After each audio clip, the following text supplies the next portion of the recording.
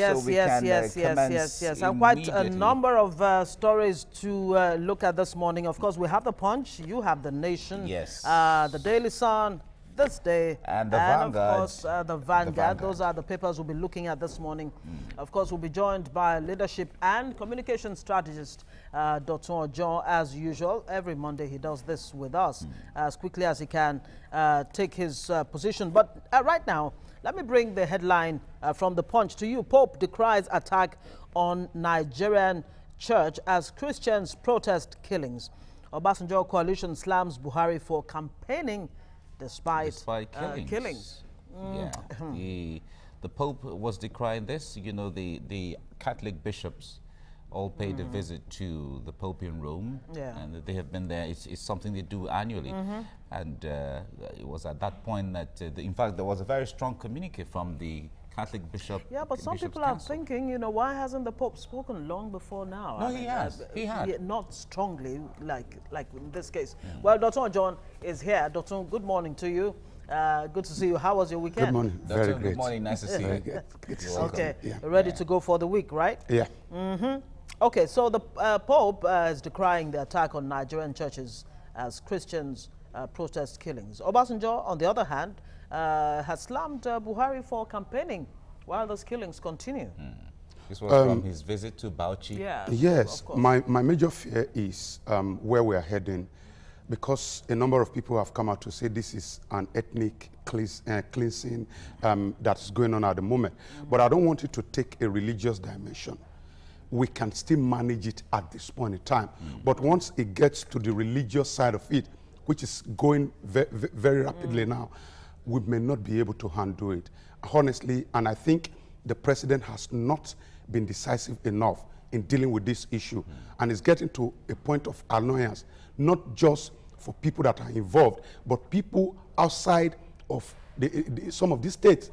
Protests were heard all over the country yesterday. From Abuja to Ondo, Ibadan, Benue. In Ondo State, the report has it that the deputy governor was actually not allowed to speak with the people. They were obviously angry. So I am surprised why we would be so silent on some of these issues. And it bothers me a lot. Now that Nigerians are beginning to protest, that in itself is signaling something that you don't want to But in all of this, Nigerians originally are not even seeing it as an ethnic or even a religious thing. It is the silence or the seeming body language of the president that is making this, because especially when it gets to, a lot of questions were asked earlier on. You were saying, okay, farmer header, clash as the case may be. What has two priests got to do with the farmer header? It's a totally different dimension. That's why a lot of people are saying. All right, well, speaking of which, Wole Soyinka says that Nigeria is experiencing ethnic cleansing. Ethnic. I don't want it to go to the the angle of religion, because it's always very deadly. Anything that has to do with religion, you know, we are a very religious set of people. We can do anything in the name of religion. So now we can still manage the situation. It's quite unfortunate. Yeah, and the point is, are we even managing it? All right, let's move on. We're not going to dwell too long on the stories.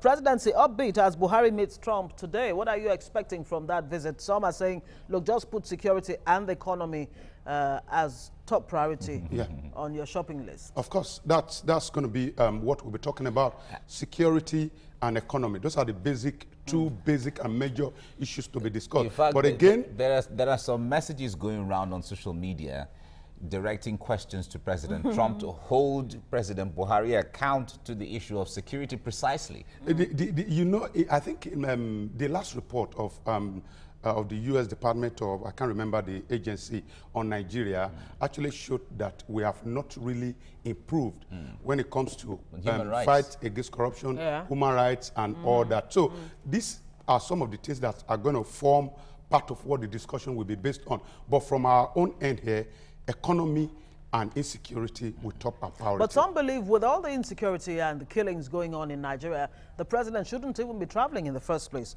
All right, NDLEA raids Lagos Island, shoots pupil and guard and others. Again, bandits attack Kaduna village, kill 14 miners. That's another one. It's killings all over the place. Killing spree. Yeah. FG borrows 5.5 trillion naira from pension savings, delays minimum wage payment. Mail recall bid fails as INEC releases verification results. We'll look at all of that, of course, in the course of our discussions this morning. Let's move to the Nation newspaper now. Killings, protests, prayers in Lagos, Benue, Ibadan, and across the country. We have anger in Akure, march on Ekiti Government House, Pope prays for harmony and peace. We've talked about this, and you can see the picture of protesters in Benue, precisely in Ukum local government, protesting the killings there. There we have explosion at Ohaneze President's home in Enugu. This took place a day ago, and it's quite disheartening.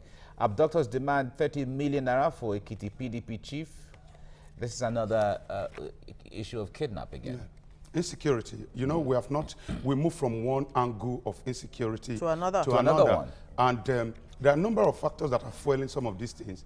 And incompetence on the part of whosoever is involved is also very loud. Incompetence, and we need to really tackle that. And the capacity of the police to actually secure the people. When you're talking about the capacity, you are not talking about the know-how.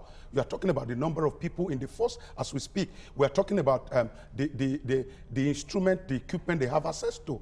These are some of the issues that we need to tackle, because the expertise of the Nigeria police personnel can never be in doubt. I have a lot of them as family members. They've traveled out of this country. They've proved themselves over and over. But unfortunately, they're not well equipped. That is why you often hear that when the police wants to work, they will work. They will always work. All right.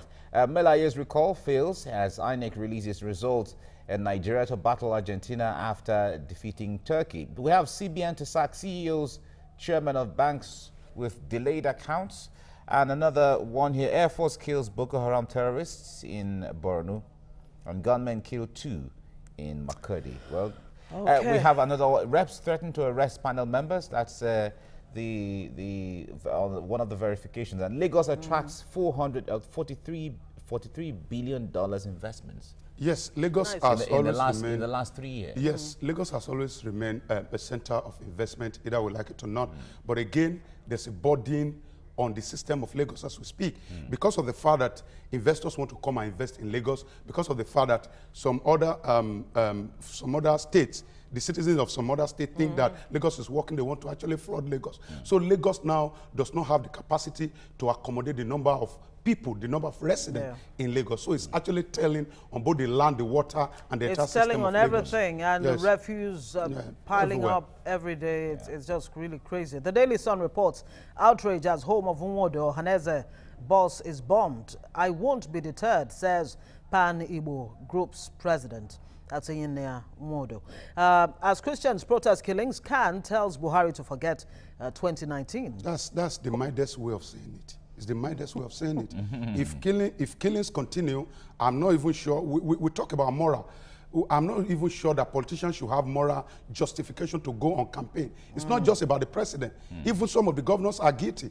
What have you done with your security vote? At the end of the day, you will think you'll be shouting and you make everybody believe that the president is your problem. At your own level, the basic things you're supposed to do, have you done them? Okay, terrorism. Obama failed us presidency. Says he did not help out by providing funding and, of course, the all-important military hardware to fight Boko Haram, considering the fact that Obama gave Mali, Chad, and the other countries about $35 million to fight terrorism. This our begging spirit has to end. You understand? This is pure business. Is it begging or just help us out to solve this problem? It is begging. It is begging, and it has to end. Honestly, we have what it takes to get the attention of any country in the world if we manage our resources very well. And I mean both human and capital resources. Well, at that time, we also got the report that the American government did not trust Nigeria to be able to handle the situation at the time. So in fact, the concept of buying arms, we remember Nigeria wanted to buy arms from several countries, Africa, which was blocked, that led them to South Africa, and then the scandal took place and so on. But when it comes to the ability, the honesty, the straightforwardness, and being principled, the government being principled to handle all of those. The government didn't see it in well, Nigeria. a lot of people think that's exactly the reason why we're not able to tackle Boko Haram. You that's did why not Boko talk Haram about corruption. is still killing Nigerians. One major issue that the United States had with us at that point in time was the issue of corruption. That even at the end of the day, and corruption is not just about stealing money in every aspect of even the security apparatus. Unfortunately, the same way the former president seemed to be looking away from people stealing money is the same way the present president seems to be looking away from those people killing us. So there's a similarity between this government and the past one. One was seemingly looking away from corruption. The other one is seemingly looking away from insecurity. Well, as far as corruption is concerned, there are reports too that corruption, impunity, and what have you still going on under this present administration. Not just going on. They say it's getting worse because the ratings in Nigeria has worsened. And he's still being given. Okay, let's leave that. Yeah, okay, you're through with the What Daily else Sun? do I have there? Nothing else. Okay. Other than the power tussle that's torn the Code of Conduct Bureau apart. Let's move to the Vanguard newspaper now. Ohaneze President, Ngodo's house bombed. I won't be deterred from leading my people. Ngodo is saying that. And bomb blast, federal government plans to incriminate us. IPOB is saying that. And police order tight security, vow to fish out perpetrators. Now, stop these killings. Oba of Benin, Shoyinka, charge Buhari, governors, Oni, haps on Yoruba unity. It was a great sight to see the Oba of Benin travel to Ile-Ife to see the Oni. You know, when traditional rulers meet like that, is really an interesting. Again, we should learn something from that. Traditionally, if you study history, you discover that one of the things that made that possible is the innovation of the two Obas.